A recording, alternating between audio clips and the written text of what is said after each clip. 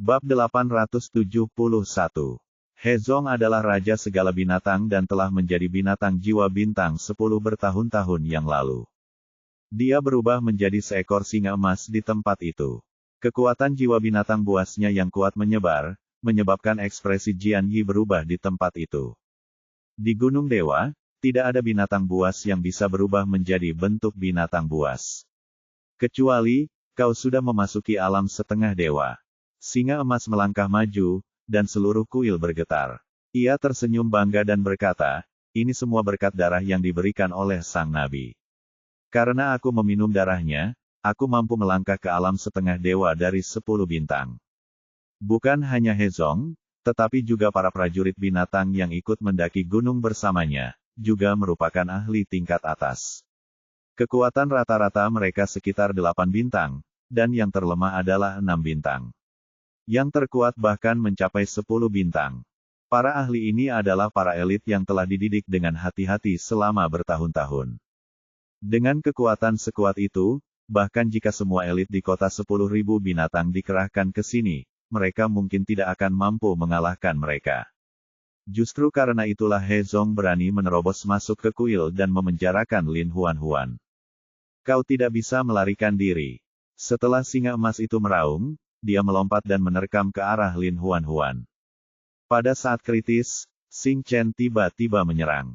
Tanaman merambat pemakan jiwa berwarna hitam yang tak terhitung jumlahnya melesat keluar dari lengan bajunya dan melilit anggota tubuh binatang jantan itu, melemparkannya ke samping. Binatang jantan itu dengan paksa mengubah arahnya di udara dan melepaskan diri dari ikatan Sol Devouring Finesse. Ia mendarat dengan mantap di tanah. Jian Yi berbalik dan berteriak pada Chen Yuan dan Zhao Nian, cepat bawa pergi nabi itu. Huan bersikeras tidak pergi. Egi masih di kuil. Aku tidak bisa meninggalkannya. Kalian pergilah dulu. Aku lebih mengenal tempat ini. Aku akan mencarinya. Saat aku menemukannya, aku akan segera keluar dan menemui kalian. Dengan itu, Jian Yi menyerbu ke dalam kuil sendirian. Beberapa prajurit binatang segera mengejarnya. Huan ingin mengikutinya, tetapi dia diseret paksa keluar kuil oleh Chen Yuan dan Zhao Nian. Terlalu berbahaya di sini. Anda harus segera turun gunung. Kami sudah mengatur seseorang untuk menemui Anda di kaki gunung. Huan masih menolak untuk pergi. Tidak, aku tidak bisa meninggalkan Egi. Aku akan membawanya bersamaku. Jian Yi sudah pergi mencari Egi. Bahkan jika kamu pergi sekarang, kamu tidak akan bisa membantu. Jika kamu tidak beruntung, kamu mungkin akan tertangkap lagi. Pada saat itu, semua rencana kita akan sia-sia. Tetapi, tidak ada tapi. Ayo berangkat. Chen Yuan dan Zhao Nian masing-masing memegang lengannya dan mengabaikan perlawanannya. Mereka dengan paksa membawanya ke desa pegunungan. Sepanjang jalan, Huan berbalik untuk melihat. Dia mendengar suara-suara dentuman yang berasal dari kuil, seakan-akan ada benda berat yang saling bertabrakan. Pada saat ini, singa emas tiba-tiba menerobos pintu dan bergegas keluar kuil. Di belakangnya tumbuh tanaman merambat hitam yang tak terhitung jumlahnya. Itu semua adalah tanaman merambat pemakan jiwa. Tanaman merambat itu berlumuran darah. Mereka telah menghisap darah banyak orang. Bagaimanapun, sebelumnya ada setidaknya 180 prajurit binatang yang mengepung Hezong. Sekarang, tidak ada satupun dari mereka yang lolos. Singa itu meraung, kau ternyata iblis. Bahkan Chen Yuan dan Zhao Nian sangat terkejut. Mereka tidak menyangka makhluk iblis akan muncul di kuil 10.000 binatang. Terlebih lagi, makhluk iblis ini sedang bertarung dengan Hezong dan tampaknya melindungi Huan. Memanfaatkan kesempatan ini, Huan berusaha melepaskan diri dari ikatan keduanya dan berbalik berlari menuju tanaman merambat pemakan jiwa sambil berteriak. Xing Chen, Egi masih di kuil. Bisakah kau membantuku mengeluarkannya? Tanaman merambat pemakan jiwa yang keras kepala itu berhenti sejenak. Suara Xing Chen terdengar. Tunggu sebentar. Huan menatapnya penuh harap. Pada saat ini, dia berpikir, selama Xing Chen dapat membantunya menyelamatkan Egi, dia akan melakukan apa saja. Bahkan jika dia harus bersamanya dan tidak pernah dipisahkan. Singa itu menerkam ke arah Huan lagi. Sol Devouring Finesse bergerak tepat waktu. Mereka melilitkan tanaman merambat mereka di pinggang Huan Huan dan menyeretnya ke kuil. Singa itu meleset dan meraung, "Lin Huan Huan, sebagai seorang nabi, kamu malah bersekongkol dengan iblis yang kotor. Kamu tidak layak menjadi seorang nabi. Aku akan melaporkanmu ke semua binatang buas, dasar pengkhianat." Suaranya bergema di seluruh gunung suci. Sayangnya, Huan Huan terseret ke tengah-tengah Sol Devouring Finesse. Lingkungannya dipenuhi dengan tanaman merambat yang terus-menerus meliuk, dan dia tidak dapat mendengar apapun dari dunia luar. Di bagian terdalam, ada bunga putih kecil. Bunga itu benar-benar berbeda dari aura berdarah dan penuh kekerasan milik Sol Devouring Finesse. Tampak lembut dan tenang. Itu membuat seseorang tanpa sadar ingin mendekatinya. Huan Huan menatap bunga itu sejenak dan teringat bahwa dia pernah melihat bunga ini dalam ingatan Xing Chen. Itu merupakan hadiah dari pohon ilahi kepada tanaman pemakan jiwa bertahun-tahun yang lalu. Tak disangka, setelah sekian lama, ia masih utuh. Huan Huan tanpa sadar mengulurkan tangannya ke sana. Saat itu juga, dengan suara dentuman yang keras, singa itu dengan kuat menerobos masuk ke kuil. Cakarnya yang tajam mencabik-cabik tanaman merambat yang beterbangan. Singa dan Sol Devouring Finesse bertarung lagi. Kekuatan penghancur dari pertarungan antara para ahli yang tak tertandingi itu terlalu kuat. Saat tanah berguncang, bahkan posisi Huan Huan pun tak luput. Ada beberapa kali dia hampir terkena batu-batu yang beterbangan. Untungnya, Sol Devouring Finesse dapat membantunya melemparkan batu-batu itu tepat waktu, jadi dia tidak terluka. Dua tanaman merambat pemakan jiwa dicabut dari kedalaman kuil. Di ujung tanaman merambat itu, ada dua orang yang melilit mereka. Mereka adalah Egi dan Jian Yi. Keduanya tidak sadarkan diri. Tanaman merambat pemakan jiwa mengusir mereka berdua keluar dari kuil. Ketika mereka dibaringkan di tanah, Chen Yuan dan Zhao Nian segera bergegas mendekat dan membantu mereka berdua berdiri, berusaha sekuat tenaga menjauhkan diri dari kuil. Tanaman merambat pemakan jiwa melilit pinggang Huan Huan dan menggosoknya hati-hati. Suara Xing Chen berkata, "Di sini berbahaya, tapi aku tidak ingin melepaskanmu." Karena dia telah menyelamatkan Egi, dia tidak lagi memiliki kekhawatiran di hatinya dan dipenuhi dengan rasa terima kasih kepadanya. Dia segera berkata, "Tidak apa-apa. Aku akan tinggal dan menemanimu." Mungkin ini pertama kalinya Xing Chen mendengarnya mengatakan hal seperti itu. Tanaman merambat pemakan jiwa tanpa sadar mengencangkan cengkeramannya padanya. Seolah-olah mereka terjerat dengan harta karun kesayangan mereka. Pertarungan antara singa dan Sol Devouring Finesse masih berlangsung. Dinding dan tanah di sekitarnya pada dasarnya telah hancur. Ada kerikil di mana-mana, dan bahkan tidak ada tempat untuk mendarat. Dari segi kekuatan, Sol Devouring Finesse sebenarnya sedikit lebih kuat. Namun, ini adalah gunung suci. Secara alami, gunung ini memiliki tingkat penindasan tertentu terhadap monster dan iblis. Kekuatan Xing Chen telah ditekan cukup banyak. Saat ini, di bawah serangan berkekuatan tinggi dari binatang buas jantan, melindungi Huan Huan dan mencegahnya terluka sudah menjadi batas dari apa yang dapat dia lakukan. Untungnya, kemampuan regenerasinya sangat kuat. Bahkan jika dia terluka, dia bisa pulih dengan cepat. Tetapi He Zong tidak bisa. Luka-luka di tubuhnya bertambah banyak, dan staminanya terkuras. Kecepatannya pun menjadi semakin lambat. Jika hal ini terus berlanjut, kemungkinan besar ia akan pingsan karena cedera serius dan kelelahan. Bab 872. He Zong menggertakkan giginya. Tidak mudah baginya untuk sampai ke tempatnya saat ini. Selama dia membunuh Lin Huan Huan dan menghancurkan seluruh kuil 10.000 binatang, dia bisa menyalahkan semuanya pada iblis nanti. Jika mereka tahu bahwa Lin Huan Huan telah berkolusi dengan iblis, reputasi kuil pasti akan anjlok. Pada saat itu, selama dia muncul untuk menyuap rakyat dan memimpin para binatang buas untuk melindungi benua binatang buas dan mengusir para iblis itu, reputasi keluarga kerajaan pasti akan naik ke puncak. Sejak saat itu, benua binatang akan diperintah oleh keluarga kerajaan.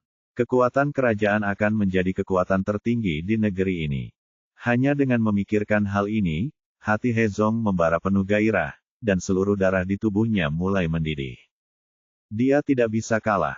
Dia tidak bisa membiarkan Lin Huan Huan meninggalkan tempat ini hidup-hidup. Singa itu mengaum ke langit, dan cahaya keemasan di tubuhnya membumbung tinggi. Atribut binatang jiwanya adalah cahaya. Cahaya keemasan itu menyebar dengan cepat, menusuk mata seseorang.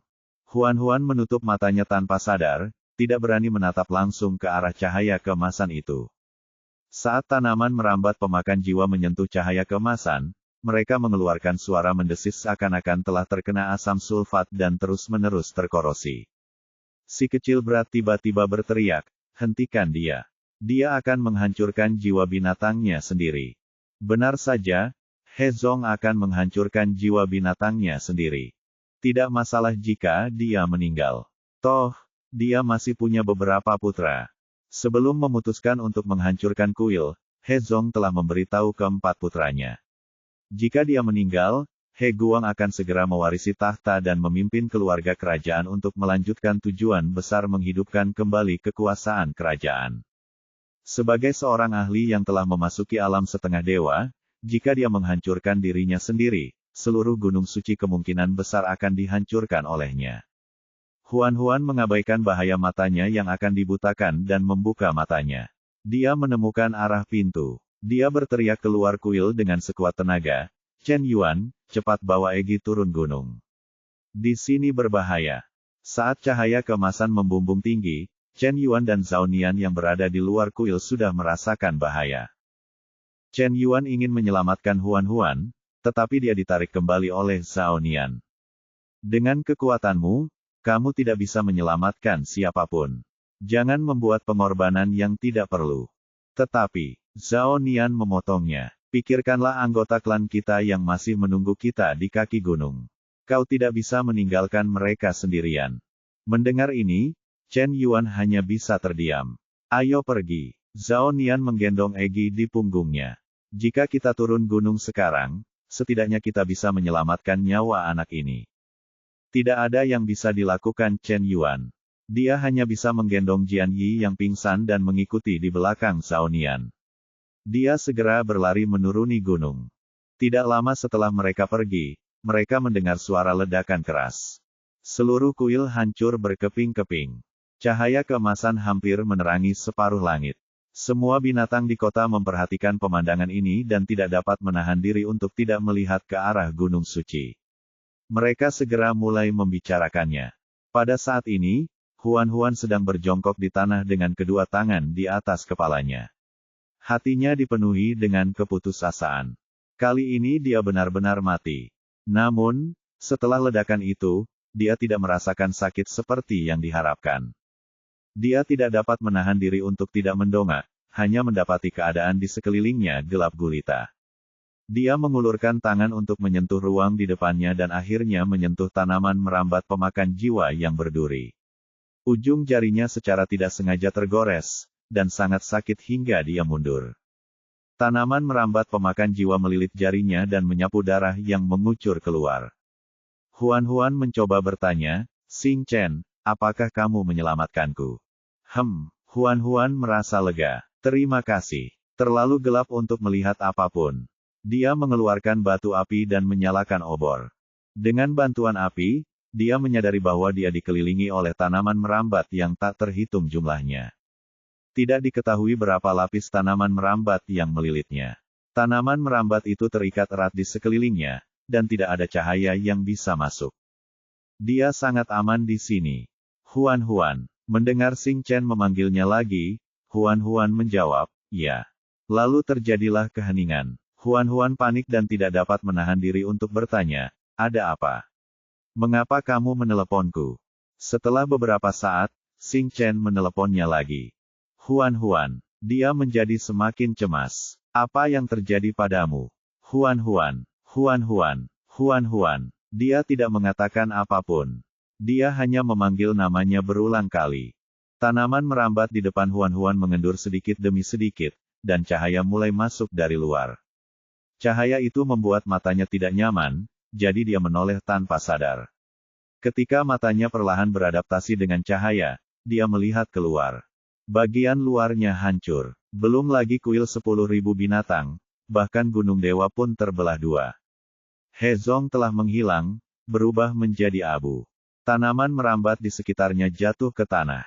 Jumlah mereka jauh lebih sedikit, dan panjangnya berbeda-beda. Permukaan tanaman merambat itu penuh luka, dan mereka tampak seperti sedang berada di ambang kematian. Jelas sekali, luka-luka ini disebabkan oleh penghancuran diri He Zong saat Xing Chen sedang melindungi Huan Huan. Kekuatan penghancuran diri seorang dewa terlalu kuat. Bahkan Xing Chen tidak dapat menahannya. Huan Huan menyimpan obor itu, menggigit jarinya, memeras darah, dan mengoleskannya pada tanaman merambat. Jangan takut, dengan darahku, kau akan pulih dengan cepat. Namun, itu sia-sia. Darahnya dioleskan ke permukaan Sol de Foring Fines. Namun, tanaman merambat itu tidak hanya tidak sembuh, tetapi juga membakar permukaan tanaman merambat itu seperti api. Si kecil mengingatkannya, darahmu adalah obat yang menyelamatkan nyawa bagi orang normal, tetapi bagi iblis, itu adalah racun yang mematikan. Kau tidak bisa menyelamatkannya. Bagaimana ini bisa terjadi? Huan Huan tidak percaya. Dia menatap tanaman merambat pemakan jiwa yang perlahan layu di depannya, dan matanya tanpa sadar memerah. Xing Chen, kuatkan dirimu. Jangan mati. Suara Xing Chen terdengar sangat lemah. Aku benar-benar tidak tahan lagi. Huan Huan mengabaikan bahaya tergores duri dan mengulurkan tangan untuk mengambil tanaman merambat pemakan jiwa. Dia berkata dengan suara gemetar, kamu harus bertahan. Aku akan membawamu turun gunung untuk mencari dukun sekarang. Jika benar-benar tidak berhasil, kita akan mencari Yinji. Dia tahu segalanya. Dia pasti tahu cara menyelamatkanmu. Jika ada yang melihatmu membawaku turun gunung, mereka akan mengira kau bersekongkol dengan para setan. Mereka akan membunuhmu. Saya tidak takut, Xing Chen berkata, tapi aku tidak ingin mereka membunuhmu. Kau milikku. Bahkan jika kau mati, kau hanya bisa mati di tanganku. Dengan susah payah, dia mengangkat tanaman merambat itu dan melilitkannya di leher Huan Huan. Aku sedang sekarat. Bisakah kau mati bersamaku? Aku ingin bersamamu selamanya. Huan Huan mengabaikan tanaman merambat di lehernya dan menggunakan seluruh kekuatannya untuk berlari menuruni gunung dengan tanaman merambat pemakan jiwa. Namun Sol de Foring Fines terlalu berat. Dia baru berjalan 2 langkah sebelum terjatuh ke tanah, siku dan lututnya memar. Xing Chen meningkatkan kekuatannya sedikit demi sedikit.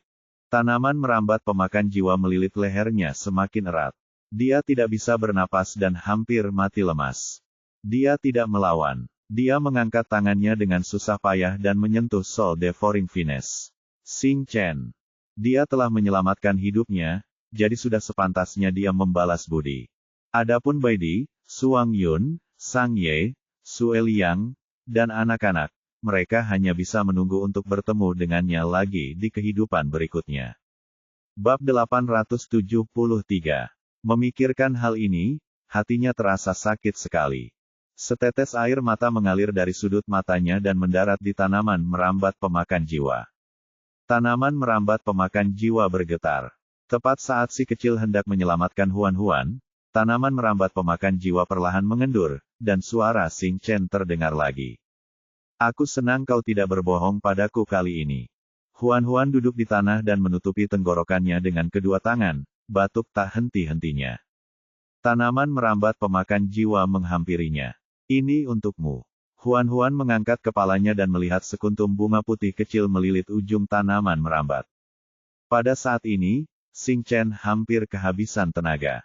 Tanaman merambat pemakan jiwa tidak dapat menahan diri untuk tidak gemetar, dan bunga putih kecil itu juga bergetar.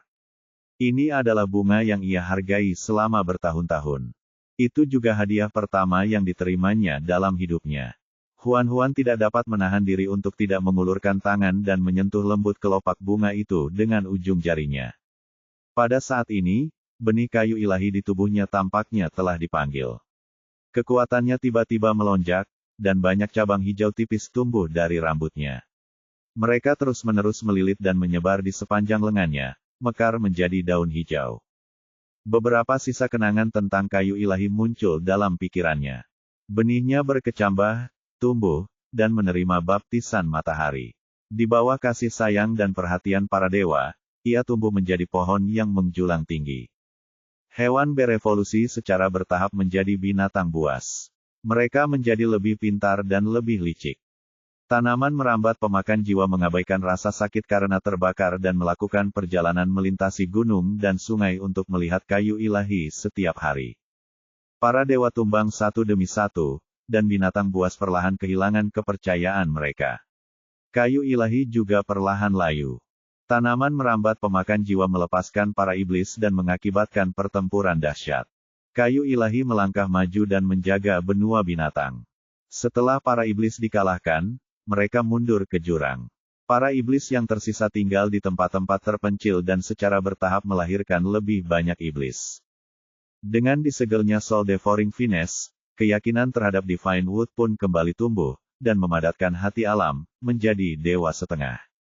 Para binatang membangun kota binatang dan memulai babak baru. Kayu ilahi generasi pertama menua dari hari ke hari, kehilangan vitalitasnya sedikit demi sedikit. Patriark Unicorn meramalkan bahwa benua binatang akan menyambut invasi kedua dari iblis. Untuk melindungi benua binatang, ia mengekstraksi jiwa pohon ilahi dan mengirimkannya ke dunia yang tidak dikenal. Itulah akhir ingatannya. Huan merasa lehernya tidak lagi sakit. Tubuhnya, yang sangat lemah karena kehilangan banyak darah selama beberapa hari terakhir, telah pulih sepenuhnya. Dia menundukkan kepalanya dan menyadari bahwa dia telah memegang bunga kecil itu di tangannya. Kekuatan kayu ilahi mencapai puncaknya pada saat ini. Dia merasa hangat, ringan, dan nyaman. Tidak hanya itu, tubuhnya juga bersinar. Cahaya lembut dan suci memancar melalui kulitnya, membuatnya semakin mempesona. Pohon pemakan jiwa yang mendekatinya secara tidak sengaja terbakar oleh cahaya. Pohon itu mengeluarkan suara mendesis, dan rasa sakitnya tak tertahankan. Tetapi meski begitu, tanaman merambat itu masih melilit pergelangan tangannya dengan keras kepala, tidak mau melepaskannya. Si kecil bertanya, "Kamu ingat semuanya, kan?" Huan mengangguk. Ya, dia ingat segalanya tentang kayu ilahi. Gumpalan jiwa milik kayu ilahi yang dikirim ke dunia lain adalah dia. Orang yang mengusirnya adalah patriark pertama para unicorn, kakek buyut Yinji. Huan menundukkan kepalanya untuk melihat tanaman merambat pemakan jiwa yang sekarat dan dengan lembut memanggil, "Xing Chen."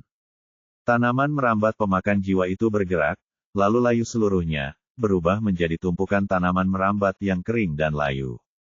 Huan menahan air matanya dan ingin menyentuh tanaman merambat itu. Namun, ketika ujung jarinya menyentuh tanaman merambat itu, seluruh tanaman merambat itu langsung berubah menjadi debu dan tertiup angin. Baginya, dia adalah racun yang mematikan. Menyentuhnya akan membuatnya berharap mati. Tetapi jika dia tidak menyentuhnya, dia mungkin tidak akan hidup lagi. Huan akhirnya tidak bisa menahan tangisnya. "Maafkan aku telah menyakitimu." Air mata jatuh ke tanah satu demi satu. Setelah menyerap air matanya, gunung suci yang telah hancur menjadi reruntuhan itu tiba-tiba memiliki vitalitas yang kuat. Daun-daun hijau tumbuh dengan cepat di tanah, dan bunga-bunga bermekaran. Bahkan pepohonan tumbuh menjadi daerah yang lebat hanya dalam beberapa menit. Kuilnya telah hilang, demikian pula altarnya. Namun, gunung suci itu menjadi lebih hidup. Ketika Chen Yuan dan Zhao Nian membawa yang lainnya ke atas gunung, mereka semua tercengang ketika melihat hutan lebat di depan mereka. Ketika mereka berada di kaki gunung, mereka dengan jelas mendengar ledakan dahsyat yang berasal dari gunung. Bagian atas gunung suci itu akan meledak. Mengapa begitu banyak bunga dan tanaman yang berwarna-warni tiba-tiba tumbuh? Saat semua orang kebingungan, Huan berjalan keluar dari kedalaman hutan sendirian. Dia melirik dan menemukan bahwa di antara kerumunan, selain Chen Yuan dan Zhao Nian, ada juga Leng Xiao, Suang Jing, dan 7 pengawal dewa lainnya. Leng Xiao melangkah maju dan berkata dengan hormat, "Setelah He Zong menguasai kuil 10.000 binatang buas, kami mencoba melancarkan serangan diam-diam untuk merebut kembali kendali kuil, tetapi kami semua dikalahkan olehnya. Tak seorang pun dari kami yang sebanding dengannya. Kami gagal melindungi Anda, Nyonya Nabi. Itu semua karena kelalaian kami. Tolong hukum kami, Nyonya Nabi. Kita kesampingkan dulu hukumannya. Aku punya hal lain yang harus kamu lakukan. Kalau kamu melakukannya dengan baik, kamu bisa menebus kesalahanmu. Kalau kamu tidak bisa melakukannya, berkemas saja dan pergilah." Leng Xiao berkata dengan sungguh-sungguh, silakan berikan perintah kepadaku. Meskipun He Zong sudah meninggal, dia masih memiliki 4 orang putra. Segera pimpin pasukan untuk menaklukkan keempat putranya. Tangkap mereka hidup-hidup jika memungkinkan. Jika tidak berhasil, bunuh mereka di tempat. Baiklah. Sebelum keempat pangeran mengetahui bahwa He Zong telah meninggal, Leng Xiao segera memimpin 8 pengawal dewa menuruni gunung untuk menangkap keempat pangeran. Huan memandang Chen Yuan dan Zhao Nian dan bertanya di mana Egi dan Jian Yi berada. Melihat Huan aman dan sehat, Chen Yuan sedikit tenang dan berkata, Egi dan Jian Yi sudah ditempatkan di posko di kaki gunung. Saat kami pergi, mereka masih pingsan. Aku tidak tahu apakah mereka sudah bangun.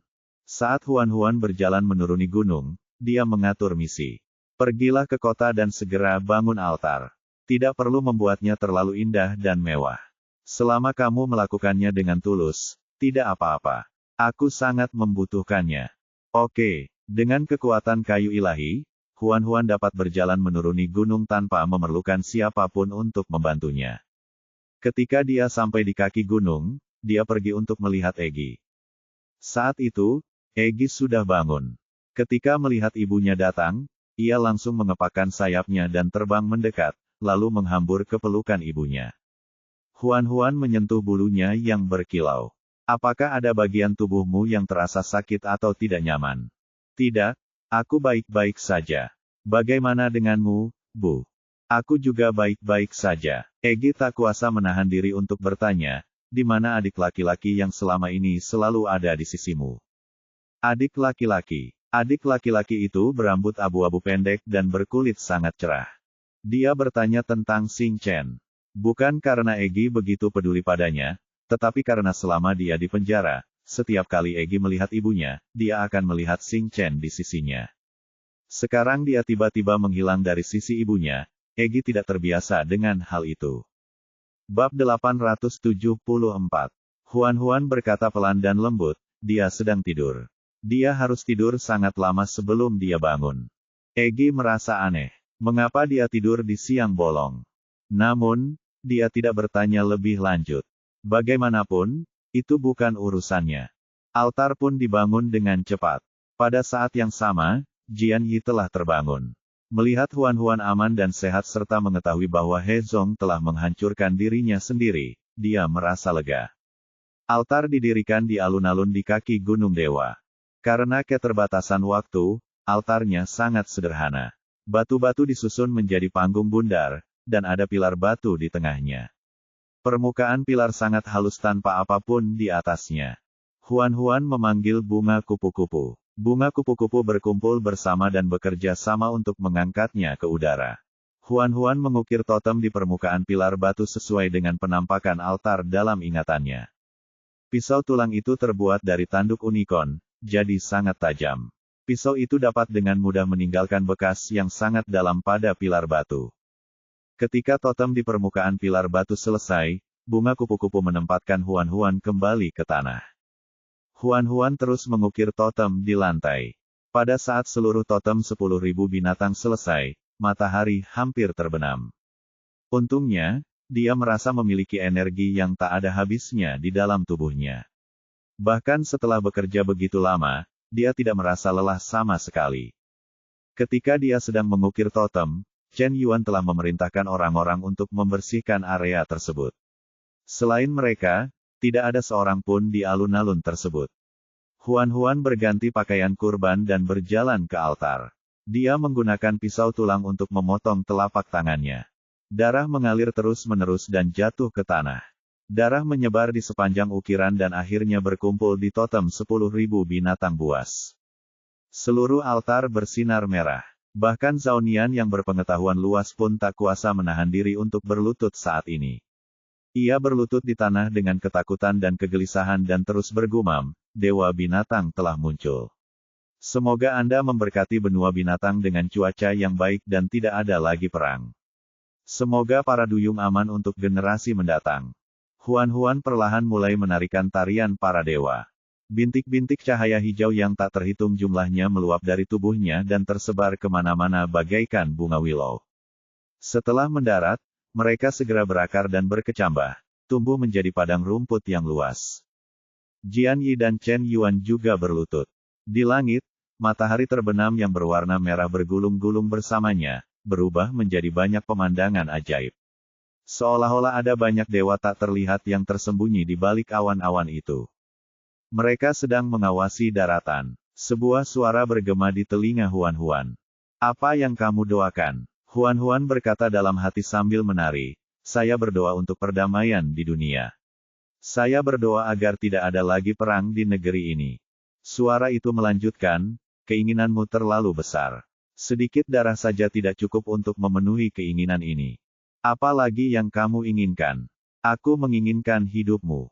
Setelah Huan-Huan menarikan gerakan terakhir, dia berlutut di tanah dengan kedua tangan disilangkan di depan dadanya. Dia berbaring di tanah dengan dahinya menempel di tanah. Dia berkata, "Setuju."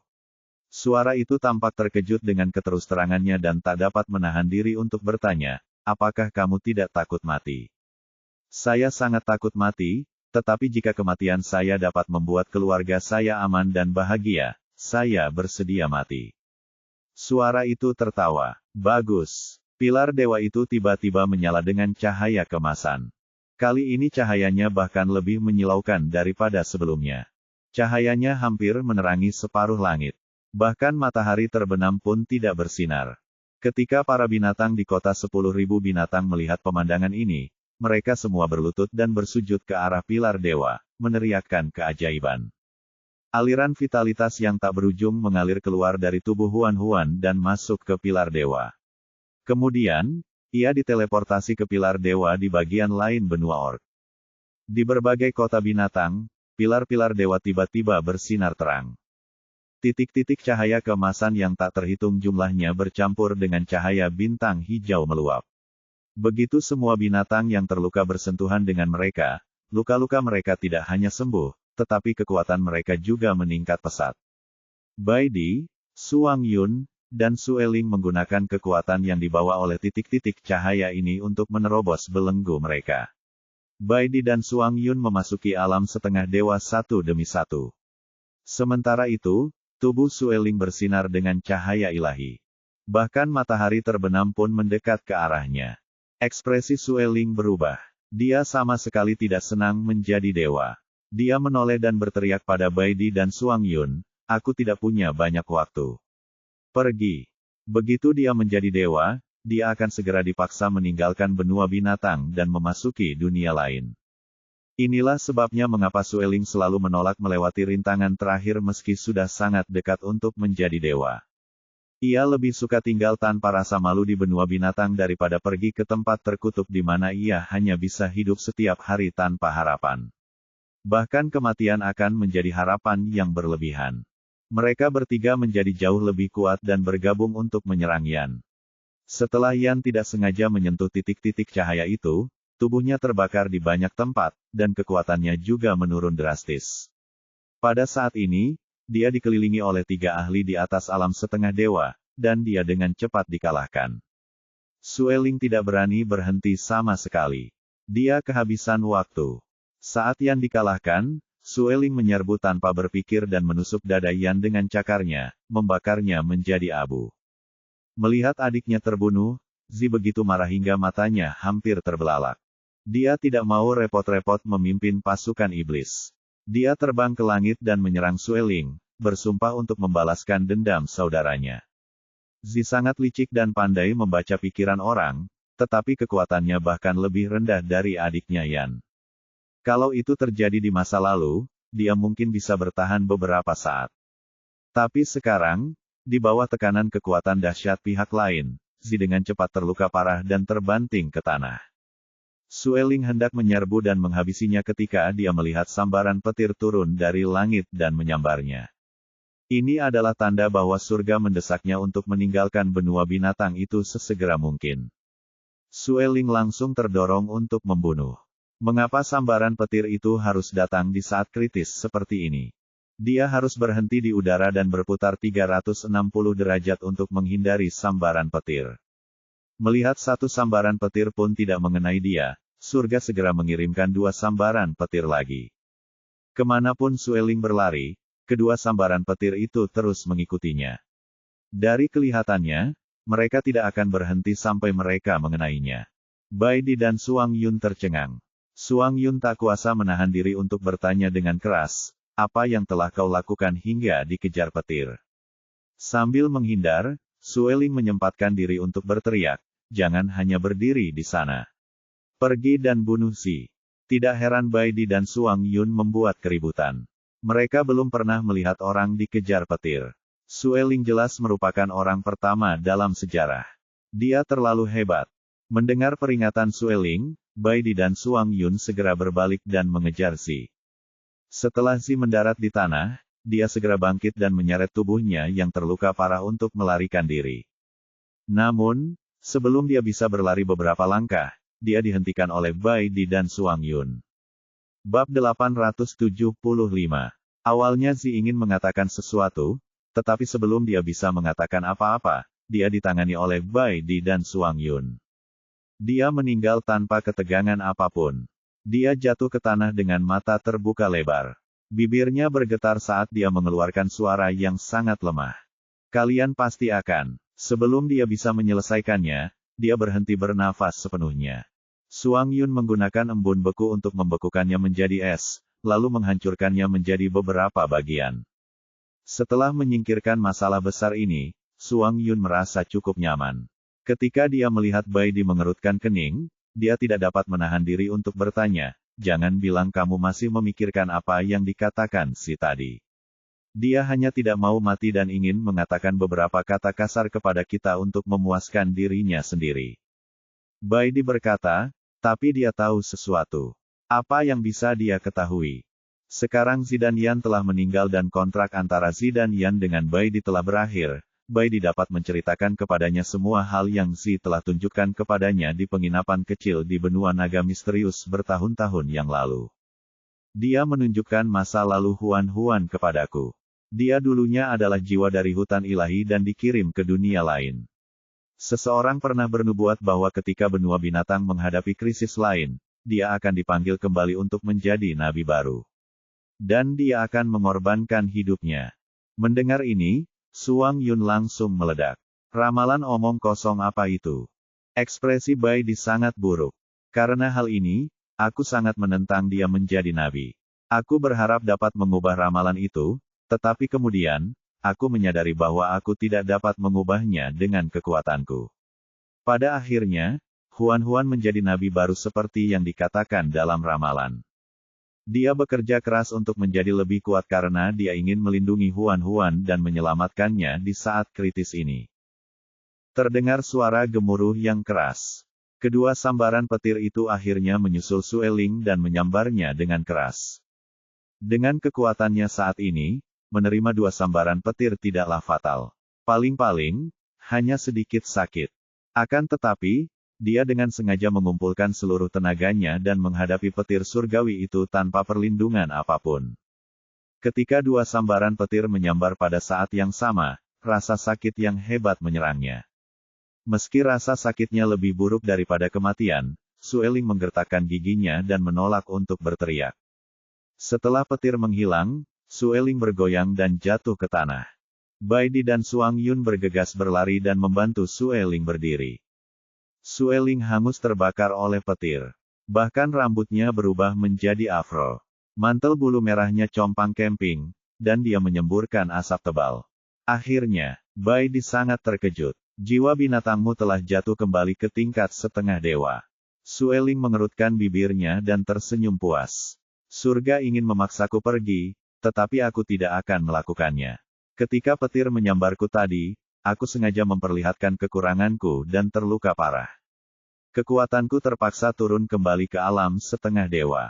Dia adalah satu-satunya orang yang akan mempertaruhkan nyawanya untuk tetap tinggal di benua binatang dan menolak menjadi dewa.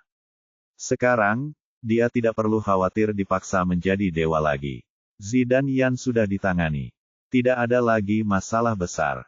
Masalah-masalah kecil yang tersisa dapat diserahkan kepada Bai Di dan Suang Yun untuk ditangani.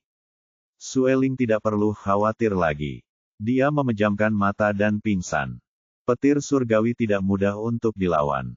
Meskipun ia mengambil kesempatan untuk mengembalikan kekuatannya ke alam setengah dewa, tubuhnya terluka parah. Sudah menjadi batasnya untuk dapat bertahan dan berbicara. Serigala putih beku perak membawa Sueling kembali ke Gunung Batu. Di sisi lain, Baidi memimpin pasukan binatang buas untuk menyerang balik monster-monster itu. Pada saat ini, monster-monster itu seperti lalat tanpa kepala, berkeliaran tanpa arah. Ditambah dengan titik-titik cahaya yang terus berjatuhan, tubuh mereka terbakar selama mereka menyentuhnya, dan kekuatan mereka juga akan sangat berkurang. Baidi memerintahkan prajurit binatang untuk mengejar mereka. Lebih dari separuh monster terbunuh dengan cepat. Separuh monster yang tersisa hanya bisa melarikan diri dalam keadaan yang menyedihkan. Suang Yin memimpin keempat saudaranya dan satu tim prajurit binatang elit untuk mengejar mereka, bersumpah untuk melenyapkan mereka sepenuhnya. Pada saat yang sama, di wilayah iblis, Wu Huo tidak menemukan Tao Wei. Sebaliknya, ia menemukan Sang Ye dan Clement, yang baru saja berurusan dengan Tao Wei. Clement tidak menyangka bahwa setelah menghabiskan sepotong daging tua, sepotong daging segar akan dihidangkan kepadanya. Matanya berbinar saat dia menatap Wu Huo. His! Jangan hentikan aku akan memakannya. Sang Ye menyaksikan tanpa ekspresi saat putranya membuka mulutnya yang berdarah dan menerkam Wu Huo. Itulah kali pertama Wu Huo melihat ular piton pemakan surga. Itu juga akan menjadi kali terakhirnya. Ia berbalik hendak berlari bersama kucing hitam itu, tetapi kecepatannya terlalu lambat dibandingkan dengan ular piton pemakan surga. Ular piton pemakan surga itu menggigit dan menelan Wu Huo beserta kucing hitam kesayangannya ke dalam perutnya. Ia melahapnya dengan lahap tanpa mengeluarkan tulang sedikit pun. Setelah makan, ular piton pemakan surga itu menoleh dan memamerkan giginya ke arah Sang Ye. His! Kalau kita pulang, jangan beritahu ibu lagi kalau aku memakan seseorang, atau aku akan menggigitmu sampai mati. Menghadapi ancaman putranya, Sang Ye cukup tenang. Jika kamu tidak mendengarkanku di masa depan, aku akan memberitahu ibumu berapa banyak orang yang kamu makan tadi. Clemens, tunggu, bukankah dia mengancam pihak lain? Mengapa dia malah diancam oleh pihak lain? Mengapa dia tiba-tiba merasa seperti telah ditipu? Melihat ekspresi tercengang putranya, Sang Ye berkata dengan tenang, kamu masih terlalu muda. Sang Ye mengeluarkan surat yang ditulis oleh Bai Di dari ruangnya. Ia mengetahui bahwa Zi dan Yan telah terbunuh, dan monster-monster telah dikalahkan. Sebagian besar dari mereka telah dilenyapkan, dan hanya sejumlah kecil monster yang melarikan diri kembali. Bai Di berharap Sang Ye akan membawa anak buahnya untuk menghentikan monster itu. Sang Ye segera memimpin pasukannya ke pintu masuk jurang. Clement sebenarnya tidak ingin pergi. Ia ingin segera pulang dan memeluk ibunya. Sudah lama ia tidak melihat ibunya yang wangi itu. Namun, Sang Ye berkata kepadanya, jika kamu tidak menghadapi monster-monster itu dan mereka menemukan kesempatan untuk menyerang balik nanti, mereka mungkin akan membalas dendam pada ibumu. Pada saat itu, ibumu akan berada dalam bahaya. Mendengar hal ini, Clement langsung marah.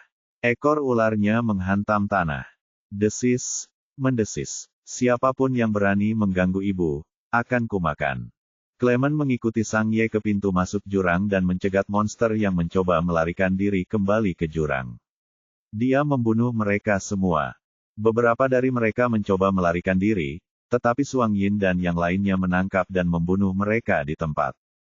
Semua monster telah dibersihkan. Pertarungan yang menggetarkan jiwa ini akhirnya berakhir dengan kekalahan para monster. Tumbuhan dan hewan yang terinfeksi aura iblis kembali ke keadaan semula setelah menyentuh titik cahaya emas dan hijau. Aura iblis menghilang sedikit demi sedikit dan akhirnya menghilang dari benua binatang.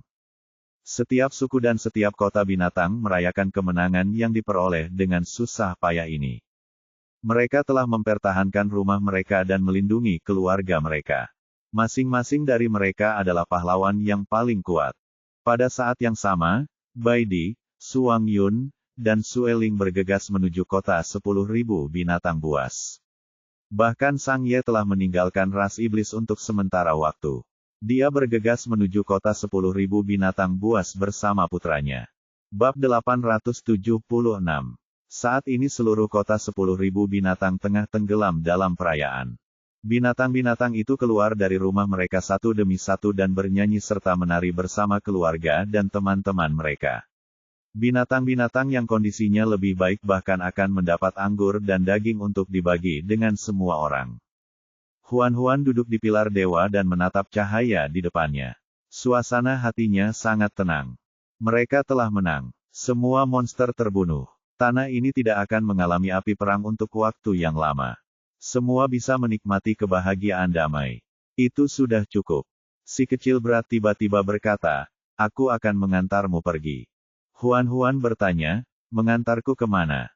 Kamu kembali ke dunia tempatmu dulu tinggal. Jika kamu pergi ke sana, kamu mungkin bisa lolos begitu saja. Angin meniup rambutnya yang panjang. Dia mengangkat tangannya dan menyelipkannya di belakang telinganya. Aku tidak ingin pergi. Mengapa? Aku tidak punya keluarga di dunia itu. Tidak ada artinya bahkan jika aku kembali. Aku ingin hidup, tetapi aku tidak ingin hidup sendiri. Si kecil berat terdiam. Kalau saja dia tidak punya pilihan lain, dia tidak akan mau mengusirnya. Ketika dia berbicara kepada para dewa binatang, dia menukar nyawanya dengan kedamaian di benua binatang. Kini setelah perang berakhir dan kedamaian telah kembali ke benua binatang, para dewa binatang telah memenuhi janji mereka. Sudah saatnya baginya untuk memenuhi janjinya. Si kecil berkata, aku tidak ingin melihatmu mati. Huan-Huan tersenyum. Kalau begitu jangan lihat. Saat aku mati, tutup matamu dan kau tidak akan melihat apapun. Jangan katakan itu. Aku akan menangis. Kemarilah, kemarilah, menangislah dalam pelukanku. Awalnya, dia hanya ingin bercanda untuk meredakan suasana. Dia tidak menyangka si bocah nakal itu benar-benar bisa memadatkan tubuh fisik. Meskipun dikatakan sebagai tubuh fisik, sebenarnya itu hanyalah sosok yang kabur. Dia membenamkan kepalanya di pelukannya. Ayah menangis. Kamu harus bertanggung jawab sampai akhir. Ketika Huan-Huan mengangkat tangannya akan menembus tubuhnya. Dia hanya bisa membiarkan tangannya melayang di punggungnya dan berpura-pura memeluknya. Dia menghiburnya, jangan khawatir, aku pasti akan bertanggung jawab. Kamu harus merawatku di masa tuaku. Kau berbohong. Suara sengau si bocah kecil terdengar sangat kuat. Kau akan segera mati, dan aku belum tua. Bagaimana kau akan mengantarku pergi? Huan-Huan mendesah dalam hatinya. Aku benar-benar anak yang tidak berbakti. Si kecil berat sangat marah hingga dia ingin menggigitnya sampai mati. Kamu masih bercanda saat ini. Dia berkata tanpa daya, cepat atau lambat aku akan mati. Daripada menangis sejadi-jadinya, lebih baik aku menyambut semuanya dengan senyuman. Setidaknya saat aku pergi, mataku tidak akan bengkak. Itu akan sangat buruk. Si kecil berat menanggapi dengan isak tangisnya yang tertahan. Matamu sudah buruk. Kalau kamu terus menangis, kamu akan benar-benar buta. Setidaknya akan lebih damai jika aku buta. Dengan begitu, aku tidak perlu melihat wajah marahmu lagi. Melihat wajah Little Brat yang menangis, dia tidak bisa menahan tawa. Aku tidak akan melupakanmu. Jangan lupakan aku juga. Si kecil berat langsung menangis lebih keras. Ketika Baidi, Suang Yun, Sang Ye, dan Sue Ling tiba di kota 10.000 binatang, langit sudah cerah. Mereka tidak berhenti untuk beristirahat di sepanjang jalan dan tertutup debu. Mereka berempat melintasi kota dan menemukan Lin Huan-Huan yang sedang duduk di altar dengan linglung. Dia tidak menyangka mereka berempat muncul di depannya saat ini dan tidak dapat menahan diri untuk tidak tercengang. Mengapa kamu di sini? Keempat orang itu mengelilinginya dan mengamatinya. Melihat bahwa dia penuh energi dan aman, mereka akhirnya merasa lega. Yang terpenting adalah dia baik-baik saja. Baidi menepuk kepalanya dan berkata dengan lembut, kami khawatir padamu. Kami takut sesuatu akan terjadi padamu, jadi kami bergegas mencarimu. Suang Yun membungkuk dan menciumnya. Apakah kamu sangat tersentuh? Sang Ye tidak berbicara. Dia hanya mengangkat tangannya dan meletakkan orang yang telah berjuang mencari ibunya di tangan Huan-Huan. Begitu ia menyentuh ibunya, ia segera memeluk erat pergelangan tangan ibunya dan mengusap-usap telapak tangannya dengan penuh kasih sayang. Luka Sue Ling belum pulih, dan wajahnya masih sedikit pucat. Kami mendengar dalam perjalanan bahwa kamu di penjara. Apa yang terjadi? Huan menceritakan apa yang terjadi dari awal hingga akhir. Setelah selesai, Suang Yun menggertakkan giginya karena marah. He Zong seharusnya senang karena dia sudah berubah menjadi abu. Kalau tidak, aku akan menggalinya dari tanah dan mencambuk mayatnya. Bai Di bertanya, bagaimana dengan putra-putra He Zong? Mereka harus menghentikan masalah ini sejak awal. Jika He Zong meninggal, putra-putranya pasti tidak akan membiarkannya begitu saja. He Zong berkata, saya meminta Leng Xiao untuk membawa pengawal dewa untuk memburu keempat putra He Zong. Mereka menolak untuk menyerah apapun yang terjadi, jadi Leng Xiao tidak punya pilihan selain membunuh keempatnya di tempat. Mayat mereka telah dibakar dan dibuang. Sue Ling memuji tanpa ragu, bagus sekali. Huan mengangkat wajah kecilnya dan berkata sambil tersenyum, ayo pulang. Suang Yun sedikit terkejut. Sekarang, bukankah kamu perlu tinggal di kota 10.000 binatang buas untuk mengatasi kekacauan yang kamu tinggalkan? Aku serahkan urusan itu pada Chen Yuan dan Jian Yi. Aku ingin pulang sekarang. Karena istrinya bilang ingin pulang, mereka pun segera pulang. Bai Di, Suang Yun, Sang Ye, dan Sue Ling bahkan belum makan, tapi mereka bergegas kembali semalaman. Malam yang gelap menyelimuti seluruh benua binatang. Harimau putih itu melewati padang rumput. Di belakangnya ada serigala putih beku perak dan ular piton. Sue Ling melebarkan sayapnya dan terbang di udara. Bulunya yang merah menyala bersinar terang di langit malam.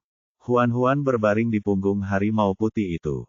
Dia menempelkan wajahnya ke bulu lembut harimau itu dan bertanya dengan lembut, apakah kamu ingat pertama kali kita bertemu? Aku ingat. Saat itu, kamu telanjang dan pingsan karena ketakutan. Huan melanjutkan, ketika aku terbangun, aku mendapati diriku berada di punggungmu, sama seperti sekarang. Kau menggendongku dan berlari ke depan. Angin bertiup melewati telinganya, menyebarkan suaranya ke dalam malam. Suara yang familiar itu terdengar lagi di telinganya. Apakah kamu siap? Huan berkata, jika aku bilang aku belum siap, bisakah kau mengampuni nyawaku? Suara itu tertawa pelan. Tidak, dia menutup matanya. Selamat tinggal.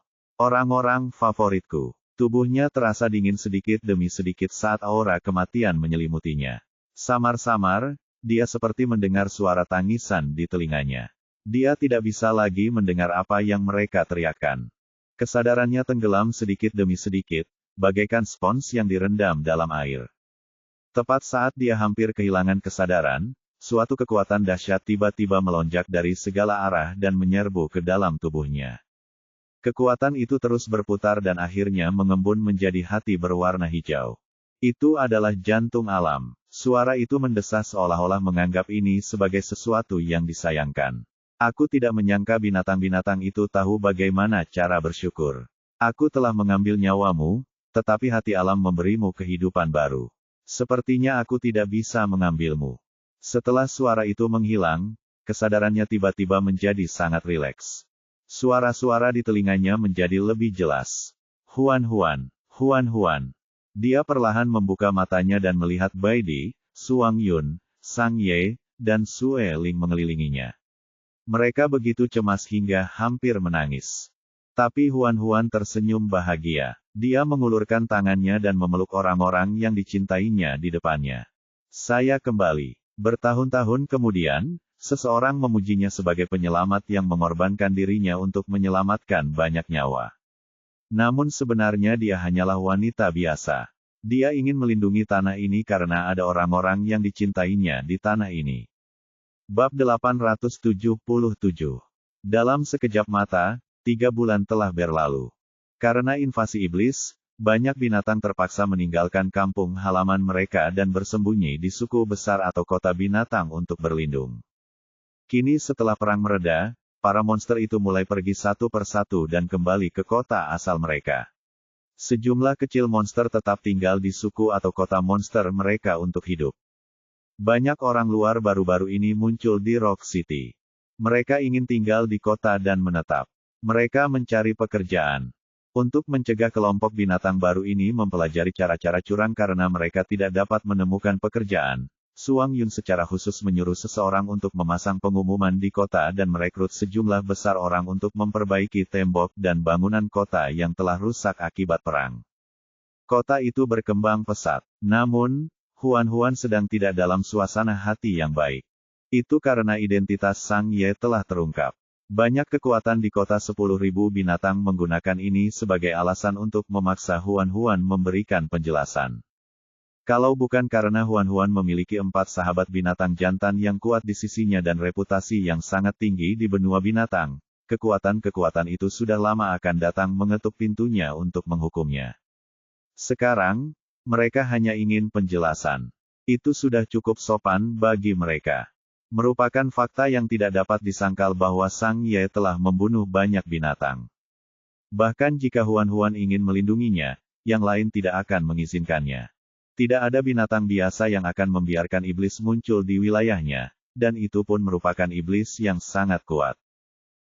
Suang Yun berkata dengan marah, biarkan aku menghajar orang-orang itu sampai mereka tidak bisa bicara lagi. Mereka tidak akan berani mencari masalah dengan Sang Ye lagi. Sueling terkekeh. Bisakah kau membungkam mereka? Bisakah kau membungkam begitu banyak orang di dunia? Lalu apa yang harus kita lakukan? Kita tidak bisa hanya melihat mereka memaksa Sang Ye mati, kan? Bai Di menatap Huan. Bagaimana menurutmu? Setelah terdiam cukup lama, dia berkata, kalian semua harus pergi. Aku ingin bicara dengan Sang Ye berdua saja. Bai Di, Suang Yun, dan Sueling meninggalkan ruangan bersama anak-anak, hanya menyisakan Huan dan Sang Ye di ruangan itu. Dia berjalan ke arah Sang Ye dan mengangkat tangannya untuk membantunya merapikan pakaiannya. Sudah kubilang, aku tidak akan membiarkan mereka menyakitimu. Sang Ye menatap gadis kecil di depannya. Kelembutan di matanya mencairkan aura dingin di tubuhnya. Aku tahu. Dia mendongak ke arahnya. Tapi kau membunuh terlalu banyak binatang buas di masa lalu, dan binatang-binatang itu tidak bersalah. Kita berutang penjelasan kepada mereka. Saya mengerti. Huan bersandar di dadanya dan memejamkan mata, menahan air mata yang hampir jatuh dari matanya. Aku tidak sanggup berpisah denganmu, tetapi jika aku memaksamu tetap di sisiku, mereka pasti akan memikirkan cara untuk menyakitimu. Aku bisa melakukan yang terbaik untuk melindungi keselamatanmu, tetapi aku tidak punya pilihan selain membiarkan mereka menatapmu dengan kebencian. Dibandingkan dengan kota 10.000 binatang buas, kau mungkin memiliki kehidupan yang lebih baik jika kau kembali ke ras iblis. Sang Ye memeluknya dan berkata dengan penuh kesabaran, aku akan mendengarkanmu. 3 hari kemudian, Sang Ye dikirim oleh Sang Nabi ke dataran es yang luas untuk menjaga perbatasan antara benua binatang dan wilayah para iblis. Dia akan tinggal di sana selamanya untuk mencegah kedua ras itu bertarung lagi. Huan mengirim Sang Ye sejauh 15 km dan memegang tangannya dengan enggan. Cuaca di dataran es yang luas itu dingin, terutama di malam hari. Kudengar ludah pun bisa berubah menjadi es. Aku khusus menyiapkan beberapa mantel bulu cerpelai hangat untukmu. Mantel itu akan kutaruh di sana. Jika kau kedinginan, ingatlah untuk memakainya. Sang Ye mengangguk. Baiklah. Jika kamu bosan, kamu bisa menulis surat kepadaku. Akan lebih baik jika kamu bisa menulis surat kepadaku setiap hari untuk memberitahuku bagaimana keadaanmu di sana. Oke, dia melihat sekeliling dengan perlahan. Setelah memastikan tidak ada yang memperhatikan, dia berjingkat dan berbisik ke telinga Sang Ye, kamu bisa kembali diam-diam setiap musim dingin. Pada saat itu, salju akan menutup gunung. Binatang buas akan tinggal di rumah dan tidak akan keluar dengan mudah.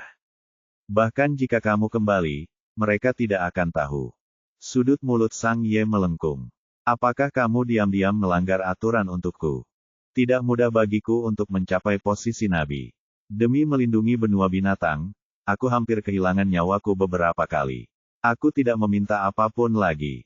Jadi bagaimana jika aku melanggar aturan kecil ini? Meski perkataannya mengandung kebenaran, Huan secara rasional merendahkan suaranya agar tidak didengar orang lain. Sang Ye menundukkan kepalanya dan mencium pipinya. Aku pergi. Huan segera mendekatkan sisi lain wajahnya. Dan cium sisi ini juga. Sang Ye menciumnya lagi dengan serius dan hati-hati. Setelah ciuman itu, dia berbalik dan melangkah pergi. Dia tidak menoleh ke belakang. Teriakan Huan-Huan datang dari belakangnya. Hati-hati di jalan. Jaga diri baik-baik. Jangan lupa menulis sesering mungkin. Setelah mengantar Sang Ye pergi, Huan-Huan membawa Clement kembali ke kota 10.000 binatang. Seseorang maju untuk menuduhnya bias. Sang Ye adalah panglima para iblis. Dulu, begitu banyak binatang buas yang mati di tangannya, tetapi kau membiarkannya pergi begitu saja. Bagaimana kau bisa menghadapi binatang buas yang mati itu? Yang lainnya setuju. Benar sekali. Kami tahu bahwa Sang Ye adalah rekanmu dan kamu punya perasaan yang dalam padanya, tetapi dia telah melakukan begitu banyak kesalahan.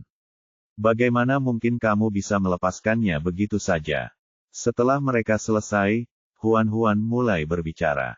Aku mengirimnya ke dataran es yang luas agar dia bisa menekan para iblis dan mencegah mereka menginjakkan kaki ke benua binatang buas lagi. Jika kamu tidak puas dengan keputusanku, aku akan memanggilnya kembali sekarang dan membiarkanmu pergi ke dataran es yang luas sebagai gantinya.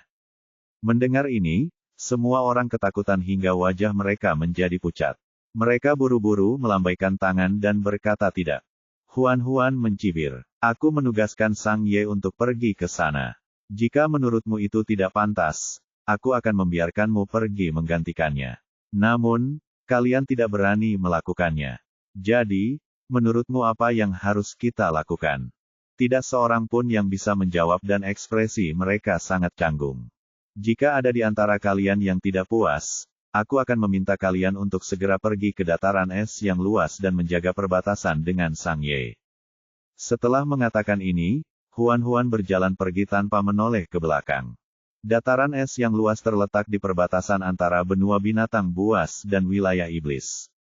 Tanah di sana tandus dengan perbedaan suhu yang sangat besar antara siang dan malam. Oksigennya tipis, dan lingkungan tempat tinggalnya sangat keras. Tidak ada seorang pun yang mau menderita di tempat seperti itu. Sejak saat itu, tidak ada seorang pun yang berani menyatakan keberatan terhadap Sang Ye yang pergi ke dataran es yang luas. Sang Ye menulis surat kepada Huan-Huan setiap hari. Dia mengatakan bahwa dia telah membangun sebuah rumah di dataran es yang luas, yang didekorasi persis seperti rumah mereka di Rock City. Dia juga memimpin para prajurit binatang untuk mencoba bertani di dataran es. Karena iklim yang keras, mereka terus gagal pada awalnya, tetapi setelah banyak perbaikan dan penyempurnaan, mereka akhirnya memanen kecambah kubis pertama. Dalam surat itu, Sang Ye mengatakan bahwa mereka memasak sup dengan kecambah kubis.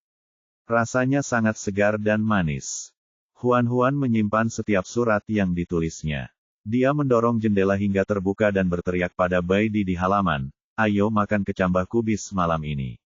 Baidi mendongak sambil tersenyum lembut. Oke. Bab 878. Baidi, Suang Yun, dan Sueling menyadari bahwa Huan-Huan sangat patuh akhir-akhir ini. Dia akan melakukan apapun yang mereka minta. Dia sangat lembut. Ketiganya sangat gembira. Mereka akan terlibat dalam pertarungan fisik yang menggemparkan di ranjang.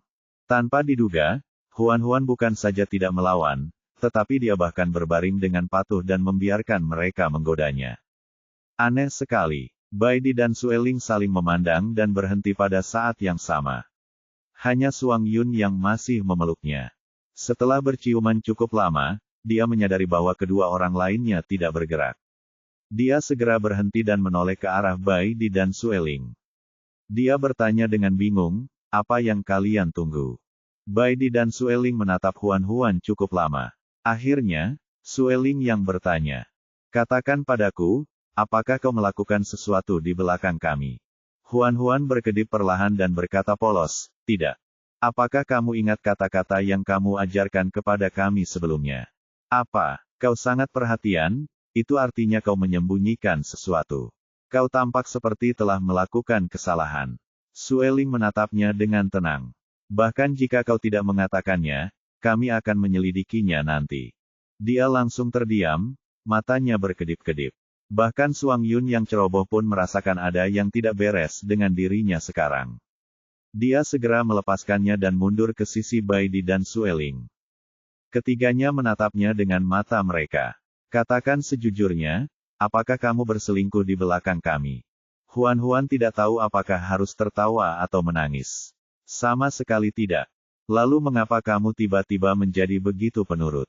Dia bertanya, apakah dulu aku tidak patuh? Dulu, kamu hanya patuh. Sekarang, kamu sangat patuh. Tingkat kepatuhannya sangat berbeda. Ketiganya tampak seperti hendak menginterogasinya. Jika dia tidak mengatakan yang sebenarnya, mereka tidak akan membiarkannya pergi. Karena tidak punya pilihan lain, Huan mengungkapkan alasan sebenarnya.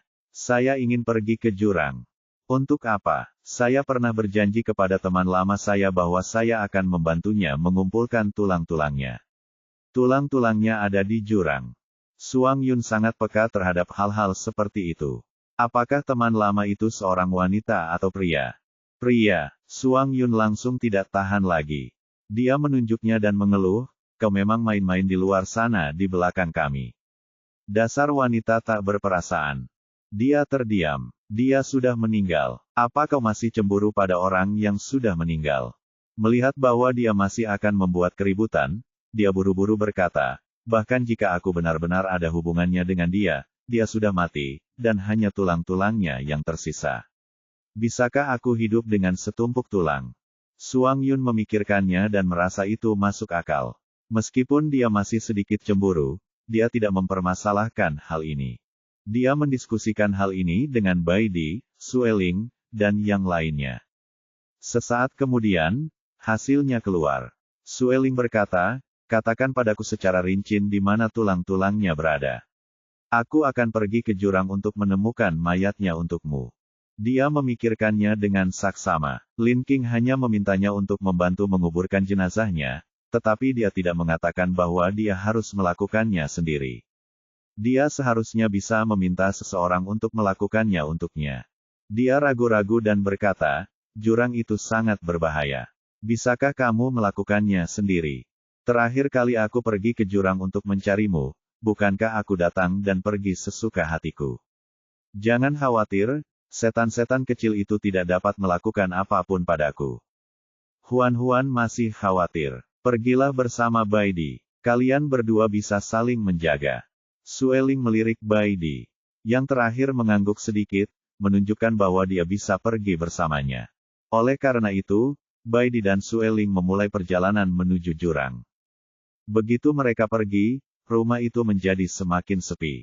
Bosan, Huan berjalan ke altar sendirian. Altar ini baru saja dibangun. Panggung batu bundar dipoles hingga sangat halus dan rata.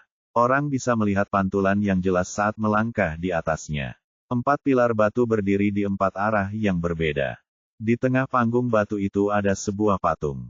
Dulu ketika Gunung Suci dihancurkan, hal yang ajaib adalah patung ini tidak hancur. Para binatang menghabiskan banyak upaya untuk menemukannya di reruntuhan gunung dan memindahkannya sebelum meletakkannya kembali ke altar. Huan mengangkat roknya dan berlutut di depan patung itu. Dia dengan lembut menekan telapak tangannya pada patung itu dan berseru pelan, Yinji. Patung itu menyala. Sesaat kemudian, suara Yinji terdengar dari balik patung itu. Kamu mencari aku. Meskipun kota 10.000 binatang buas sangat jauh dari hutan mimpi buruk, dengan bantuan altar, sangat mudah untuk menghubungi Yinji. Beberapa hal yang tidak dapat dia katakan kepada orang-orang di sekitarnya dapat diceritakan kepada Yinji. Dia tidak hanya bijaksana, tetapi juga lembut dan penuh perhatian. Dia membuat Huan merasa tenang, seperti orang tua. Dia pendengar yang sangat baik. Huan mendesah pelan. Akhir-akhir ini aku sering bermimpi. Apa mimpimu? Saya selalu bermimpi Xing Chen menghilang sedikit demi sedikit di hadapan saya setelah He Zong menghancurkan dirinya sendiri. Yinji mengerti. Kamu merindukan Xing Chen. Saya merasa berutang padanya. Suara Yinji sangat lembut. Tapi dia mungkin tidak berpikir bahwa kamu berutang apapun padanya. Dia mungkin hanya meminta belas kasihan. Semakin hal ini terjadi, semakin saya merasa menyesal. Jadi, apa yang ingin kau lakukan? Apakah kau ingin menebus kesalahanmu padanya? Huan tersenyum getir. Dia sudah meninggal. Bagaimana aku bisa menebusnya? Karakteristik terbesar dari Soul Devouring Fin adalah sifatnya yang tidak akan pernah mati. Ia memiliki kemampuan generasi yang sangat kuat. Selama jantungnya masih ada, ia masih dapat hidup kembali meskipun tubuhnya telah berubah menjadi abu.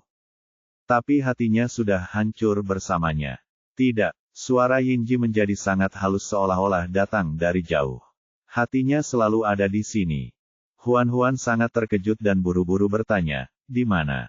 Itu tanggung jawabmu. Dia tidak percaya pada saya. Bagaimana mungkin? Apakah kamu ingat bunga yang diberikan Xing Chen kepadamu sebelum dia pergi? Saya ingat. Setelah Xing Chen pergi, Huan membuat bunga itu menjadi kalung dan selalu memakainya. Dia melepaskan kalung itu dari lehernya dan menatap bunga putih di telapak tangannya. Bagaimana dengan bunganya? Yinji berkata, lihatlah lebih dekat pada kedalaman benang sari. Mengikuti instruksinya, Huan mengupas kelopaknya dan melihat benih kecil berwarna putih susu tersembunyi di kedalaman benang sari. Dia mengeluarkan benih itu. Apa ini? Hati Xing Chen. Huan tercengang. Ini jantung. Tidak mungkin. Kelihatannya seperti benih. Menyebutnya hati hanyalah nama panggilan. Itu sebenarnya merujuk pada sesuatu yang menurut Xing Chen penting. Bagi manusia, hatilah yang penting. Namun, bagi tanaman, yang terpenting adalah benih. Tidak ada yang salah dengan logika ini. Yinji berkata, benih pohon pemakan jiwa ada di tanganmu. Apakah kau ingin dia hidup atau membiarkannya tidur selamanya?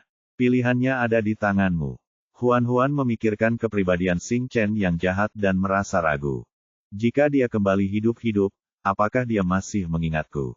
Aku tidak tahu. Apakah dia masih mengingat masa lalu? Yinji masih mengatakan dia tidak tahu. Huan berada dalam posisi yang sulit. Dia benar-benar ingin menebus kesalahannya kepada Xing Chen, tetapi dia takut bahwa setelah dia dihidupkan kembali, dia tidak akan dapat mengendalikan dirinya sendiri dan melakukan sesuatu yang akan menyakiti orang lain. Yinji berkata, kembalilah dan pikirkanlah sebelum mengambil keputusan. Bab 879. Setelah kembali, dia berpikir lama tetapi tidak dapat memikirkan cara untuk mendapatkan yang terbaik dari kedua dunia. Pada akhirnya, dia hanya bisa beralih ke sistem ayah yang maha kuasa. Bocah kecil, menurutmu apa yang harus kulakukan? Si kecil berat menjawab dengan tegas, jika aku jadi dia, aku pasti tidak akan membangkitkan Raja Iblis. Tapi dia menyelamatkanku, dan dia mengorbankan nyawanya demi aku. Lalu kenapa? Dia Raja Iblis yang membunuh tanpa berpikir. Bagaimana kalau dia membunuh orang yang tidak bersalah di masa depan? Apa kau bisa memikul tanggung jawab itu? Huan tidak bisa menjawab. Logikanya mengatakan bahwa si kecil benar. Tetapi secara emosional, dia tidak dapat membuat pilihan yang begitu dingin dan tegas. Melihat dirinya dalam dilema, si bocah kecil perlahan menambahkan, jika kau benar-benar ingin menebusnya, maka hidupkan dia. Tetapi bagaimana jika dia membunuh orang yang tidak bersalah? Bocah kecil berkata, putra bungsumu adalah ular piton pemakan surga. Daya mematikannya tidak jauh lebih rendah dari pohon anggur pemakan jiwa. Bukankah kau sudah membesarkannya dengan baik? Itu benar, tetapi Clement berbeda dari Xing Chen. Clement adalah putraku. Aku tidak bisa mengabaikannya. Tapi sepertinya kau juga tidak bisa mengabaikan Xing Chen. Huan terdiam. Karena kau tidak tahan untuk mengabaikannya, lanjutkan saja rencanamu.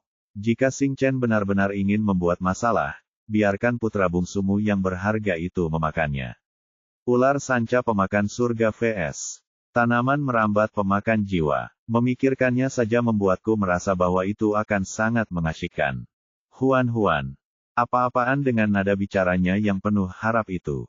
Meskipun dia curiga bahwa si kecil menyarankan untuk membangkitkan Xing Chen demi menonton pertunjukan yang bagus, namun apa yang dikatakannya tidaklah tidak masuk akal. Dia bukan lagi gadis kecil yang bahkan tidak bisa melindungi dirinya sendiri. Dia sekarang menjadi nabi dari kuil 10.000 binatang buas. Dia memiliki 4 sahabat binatang buas yang sangat kuat, 12 pengawal dewa, dan 8 anak yang berharga dengan potensi pertumbuhan yang tak terbatas. Dia penuh percaya diri dan tidak perlu takut sama sekali. Huan memutuskan untuk menghidupkan kembali Xing Chen. Namun, membangkitkan kembali bukanlah tugas mudah. Dia berlari ke altar untuk menghubungi Yinji. Saya ingin menghidupkan kembali Xing Chen. Yinji tidak terkejut dengan keputusannya. Dia berkata dengan lembut, semoga kamu sukses. Terima kasih. Saya punya beberapa pertanyaan yang ingin saya ajukan. Apakah Anda bisa membantu? Teruskan. Saya belum pernah menanam tanaman pemakan jiwa. Saya tidak tahu harus berbuat apa sekarang. Apakah saya harus mencari pot bunga untuk menanamnya? Apakah dia suka berjemur di bawah sinar matahari? Haruskah saya menyiramnya setiap beberapa hari?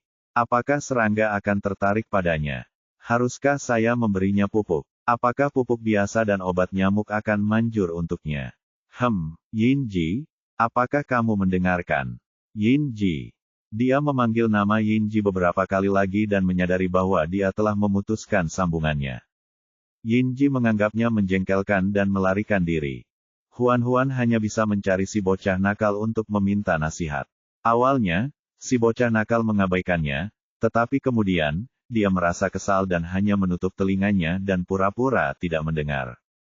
Karena itu, dia tidak punya pilihan lain selain meminta nasihat dari orang-orang yang ahli menanam pohon. Para kepala suku dan tetua masyarakat pohon sangat gembira. Mereka senang berdiskusi tentang pengalaman mereka dalam menanam pohon. Setelah sebulan berdiskusi dan bereksperimen, benih pohon pemakan jiwa akhirnya berkecambah. Sebagai makhluk iblis, Sol Devouring Fin tumbuh di lingkungan yang unik. Ia tidak menyukai tanah atau air. Ia harus bergantung pada Huan untuk tumbuh. Si kecil berat juga sangat terkejut. Kau adalah kayu ilahi, dan pohon pemakan jiwa adalah makhluk iblis. Secara logika, kau seharusnya menjadi musuh pohon pemakan jiwa. Ia akan terluka begitu ia menyentuhmu. Mengapa ia bergantung padamu seperti seorang ibu? Wajah Huan berubah tanpa ekspresi. Apakah dia menganggapku sebagai ibunya? Benar sekali. Bukankah dia terlihat seperti anak yang sangat sayang pada ibunya? Meskipun dia sebenarnya tidak ingin mengakuinya, Huan tidak dapat membantah. Lupakan saja. Baiklah. Aku akan menganggapnya sebagai adopsi anak. Lagi pula, dia sudah punya 8 anak. 1 anak lagi tidak masalah. Dia menghibur dirinya sendiri dalam hatinya. Tanaman merambat pemakan jiwa melilit Huan setiap hari, menyebabkan bunga teratai menjadi tidak puas. Namun, teratai tidak dapat mengalahkan tanaman pemakan jiwa dan tidak berani memprovokasinya. Ia hanya bisa diam-diam merasa iri dan cemburu. Ketika pohon pemakan jiwa baru saja tumbuh, Huan masih bisa menyembunyikannya dari orang lain. Namun, seiring berjalannya waktu, ia tumbuh semakin besar dan semakin gelisah. Ia sering muncul dari balik lengan bajunya ketika ia tidak siap. Pada akhirnya, dia ditemukan oleh Suang Yun. Suang Yun tidak tahu bahwa dia adalah pohon pemakan jiwa. Dia mengira dia adalah hewan peliharaan baru yang dibesarkan oleh Huan, jadi dia tidak menganggapnya serius. Itu terjadi sampai Baidi dan Sueling kembali dari jurang. Mereka telah menemukan mayat Lin King dan menyebarkan abunya ke laut, memenuhi keinginan Lin King. Baidi dan Sueling, yang sudah lama tidak melihat gadis kecil itu, hendak berhubungan intim dengannya ketika mereka masuk. Tanpa diduga, tepat saat mereka menyentuh wajahnya, tanaman merambat hitam melesat keluar dari lengan bajunya dan menerkam mereka berdua. Untungnya, mereka berdua bereaksi sangat cepat.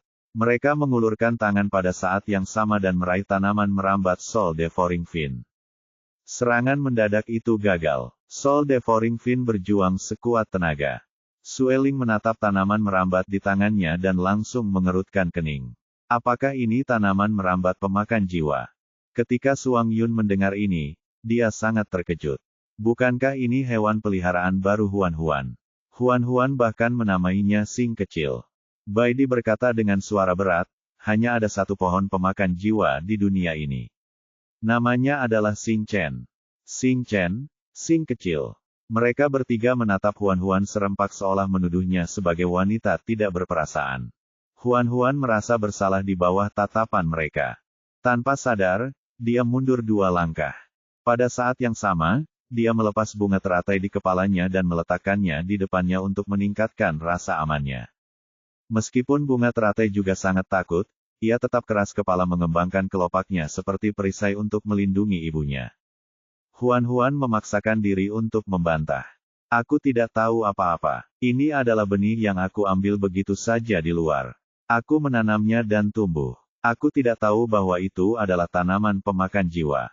Jangan menatapku seperti itu. Sueling mencibir. Kalau begitu, mari kita bakar tanaman pemakan jiwa itu untuk mencegahnya menimbulkan banyak masalah saat ia dewasa. Bersamaan dengan itu, api muncul di telapak tangannya saat dia berpura-pura membakar tanaman merambat itu. Dia segera menghentikannya. Jangan, dia masih anak-anak. Jangan begitu kejam. Apakah kamu lupa apa yang dilakukan Xing Chen saat itu? Meskipun dia masih anak-anak, dia tetap penuh bahaya. Demi mencegah Xing Chen terbakar, Huan berargumen, aku akan berusaha keras membesarkannya, seperti caraku membesarkan Clement. Aku tidak akan membiarkannya menempuh jalan yang sama seperti sebelumnya. Kumohon percayalah padaku kali ini. Ketika mendengar dia membandingkan Xing Chen dengan Clement, Suang Yun tidak dapat menahan diri untuk bertanya, jika Clement adalah putramu, bagaimana dengan Xing Chen? Bagaimana menurutmu tentang dia? Huan berkata dengan tenang, aku memperlakukannya seperti anakku sendiri. Bai Di, Suang Yun, dan Sueling. Ketika mereka memikirkan bagaimana iblis yang telah menimbulkan masalah di masa lalu benar-benar akan menjadi putra mereka benar-benar merasa sedikit gembira. Ketiganya menatap tanaman pemakan jiwa dengan ramah. Bab 880. Sejak Sang Ye pergi ke dataran es yang luas, musim dingin telah menjadi musim favorit Lin Huan. Setiap musim dingin, Sang Ye akan kembali ke Rock City untuk berkumpul kembali dengan keluarganya. Melihat dedaunan berangsur-angsur menguning dan musim dingin segera tiba, Lin Huan kembali ke kota batu bersama Bai Di dan Sueling. Mengetahui bahwa dia akan datang, para binatang di Rock City meninggalkan kota untuk menyambutnya terlebih dahulu. Ketika dia muncul, para binatang itu berlutut dan berteriak, Lady Prophet, Nyonya Nabi, secara serempak. Lin Huan masih tinggal di rumahnya di Gunung Batu. Biasanya, jika ada sesuatu yang harus dilakukan, dia akan pergi ke kuil batu. Hampir setiap hari, dia akan berlari ke tembok kota Rock City dan melihat ke kejauhan untuk melihat apakah Sang Ye telah kembali. Setelah setahun tidak bertemu dengannya, dia sangat merindukan Sang Ye. Hari ini, dia pergi ke tembok kota seperti biasa. Dalam perjalanan, ketika dia melewati alun-alun kota, dia kebetulan bertemu Kuan Rong yang menantang Suang Yin. Ini adalah ke-139 kalinya Kuan Rong menantang Suang Yin. 138 kali sebelumnya berakhir dengan kekalahannya. Agaknya, dia tidak akan menang kali ini. Bukannya Lin Huan meremehkan Kuan Rong. Sejujurnya, kekuatannya telah meningkat pesat dalam beberapa tahun terakhir. Namun, Suang Yin telah meningkat lebih darinya. Sekarang, Suang Yin sudah menjadi binatang jiwa bintang 6. Hanya sedikit binatang yang bisa menjadi lawannya di seluruh kota batu. Ada banyak binatang buas di sekitar alun-alun yang menyaksikan keributan itu. Banyak dari mereka yang ada di sana untuk menyaksikan keributan itu dan dengan sengaja menggunakan kata-kata untuk memprovokasi Kuan Rong. Jangan pengecut, Tuan Muda. Kalau kau bahkan tidak bisa mengalahkan seekor betina, binatang jantan macam apa kau ini? Kuan Rong sudah terbiasa dengan ini. Dia tidak menanggapi gosip itu dengan serius. Dia menatap Suang Yin dan menekan kaki depannya ke tanah. Dia menundukkan tubuhnya dan bersiap untuk menyerang. Aku pasti akan mengalahkanmu. Suang Yin juga berubah menjadi serigala putih beku keperakan. Bulu peraknya yang indah bersinar di bawah sinar matahari. Anjing berbulu panjang keemasan itu melolong panjang dan menerkam ke arah serigala putih beku keperakan. Kedua belah pihak memulai pertempuran yang sengit. Awalnya, masih ada orang-orang yang menunggu untuk menonton lelucon. Seiring berjalannya pertempuran menjadi semakin seru. Para binatang yang menonton secara bertahap berhenti bercanda dan mengamati dengan serius. Jarang sekali melihat para ahli beradu tanding. Tentu saja, mereka harus mengamati dan belajar darinya. Lin Huan memperhatikan pemandangan itu sejenak. Ketika pertempuran belum berakhir bahkan setelah beberapa saat, dia berbalik dan pergi. Dia berdiri di tembok kota sepanjang sore. Baru setelah matahari terbenam dia kembali melalui jalan yang dilaluinya ketika datang. Tanpa diduga, Kuan Rong dan Suang Yin masih bertarung di alun-alun. Bukan hanya jumlah binatang buas yang menonton pertunjukan tidak berkurang, tetapi malah semakin banyak. Lin Huan berjalan mendekat. Ketika orang-orang di sekitarnya melihat kedatangan sang nabi, mereka pun bergegas mundur untuk memberi jalan baginya. Menyadari kedatangan ibunya, Suang Yin terdiam. Namun, jeda ini memungkinkan Kuan Rong memanfaatkan kesempatan itu. Mengabaikan bahaya perutnya dicakar oleh pihak lain, dia dengan paksa mendorong Suang Yin ke tanah dan membuka mulutnya untuk menggigit bagian belakang lehernya. Gigi taringnya menggesek arteri karotisnya saat dia mengeluarkan raungan rendah. Semua orang gempar. Kuan Rong benar-benar menang. Setelah mengalami 138 kegagalan, ia akhirnya memenangkan tantangan ke-139. Semua orang terkejut. Seluruh tempat menjadi sunyi, dan tidak ada yang bereaksi untuk waktu yang lama. Tepuk, tepuk, tepuk. Lin Huan bertepuk tangan. Selamat, Tuan muda dari suku anjing. Anda menang. Baru pada saat itulah semua orang kembali sadar. Mereka bertepuk tangan dan bersorak, merayakan kemenangan Kuan Rong yang diperoleh dengan susah payah. Kuan Rong melepaskan Suang Yin. Keduanya kembali ke wujud manusia dan mengenakan pakaian mereka. Kuan Rong telah gagal berkali-kali dan tiba-tiba kepalanya terhantam oleh sebuah kemenangan. Ia merasa kehilangan arah. Ia bahkan tidak berani menatap Suang Yin. Sedikit rona merah muncul di wajah tampannya, tetapi nadanya masih sangat kaku. Aku tahu bahwa aku menang saat kau tidak siap tadi. Kau mungkin berpikir bahwa aku menang secara tidak adil, tetapi aku memang menang. Jangan pernah berpikir untuk menarik kembali kata-katamu. Suang Yin menjawab dengan acuh tak acuh, "Iya, saya kalah." Tidak ada ekspresi di wajahnya. Dia tampak sangat dingin seolah-olah dia tidak peduli dengan hasil pertempuran ini. Namun, seorang ibu paling mengenal putrinya. Sebagai ibu Suang Yin, Lin Huan dapat melihat sekilas bahwa Suang Yin sedang menatap Kuan Rong dengan sedikit rasa sayang. Pada saat ini, Lin Huan menyadari sesuatu. Bukan berarti Suang Yin tidak bisa mengalahkan Kuan Rong. Dia hanya tidak ingin menang. Dia sengaja memberi kesempatan kepada pihak lain untuk mendekatinya. Suang Yin menghampirinya dan mengangguk pelan. "Ibu, apakah ibu akan pulang?" "Itu benar. Aku akan pergi bersamamu." Ibu dan anak perempuan itu baru saja melangkah pertama kali ketika Kuan Rong menyusul mereka. Dia memiliki kepribadian yang canggung, tetapi dia tetap sangat sopan terhadap orang yang lebih tua. Kuan Rong membungkuk hormat. "Nona Nabi, Anda seharusnya sudah melihatnya sekarang. Saya telah mengalahkan Suang Yin. Berdasarkan aturan yang telah ditetapkannya sebelumnya, saya seharusnya memenuhi syarat untuk menjadi pasangannya sekarang." Lin Huan mengangguk. "Aku tahu. Kalau begitu kau tidak akan keberatan dengan persatuan kita, kan? Sudah kubilang sebelumnya, pernikahan Big Goody terserah padanya. Aku tidak akan ikut campur. Selama dia setuju, aku tidak keberatan." Kuan Rong sangat gembira, dan sudut mulutnya melengkung tanpa sadar.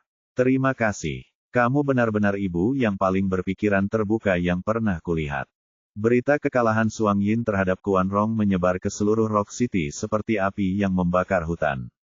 Hanya dalam satu hari, semua binatang di kota tahu bahwa Putri Suang Yin akan menjadi pasangan tuan muda dari suku anjing.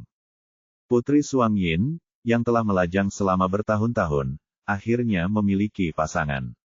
Ini adalah berita terbesar tahun ini. Semua orang senang kecuali Suang Yun. Putri kesayanganku yang dibesarkan dengan susah payah itu malah dimanfaatkan oleh si bocah nakal, Kuan Rong. Aku pasti akan memberinya pelajaran nanti.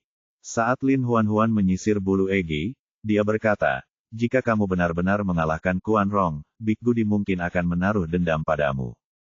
Bagaimana mungkin Big Goody menyukai Kuan Rong? Aku sudah bertanya-tanya. Jelas sekali Kuan Rong yang berhasil melancarkan serangan diam-diam saat Big Goody tidak memperhatikan. Pertandingan itu tidak dihitung. Dengan kekuatan Big Goody, bagaimana mungkin dia membiarkan Kuan Rong lolos dengan serangan diam-diamnya?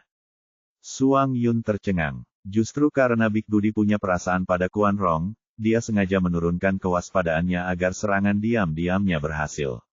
Sebagai seorang ayah, jangan buat masalah untuk putrimu.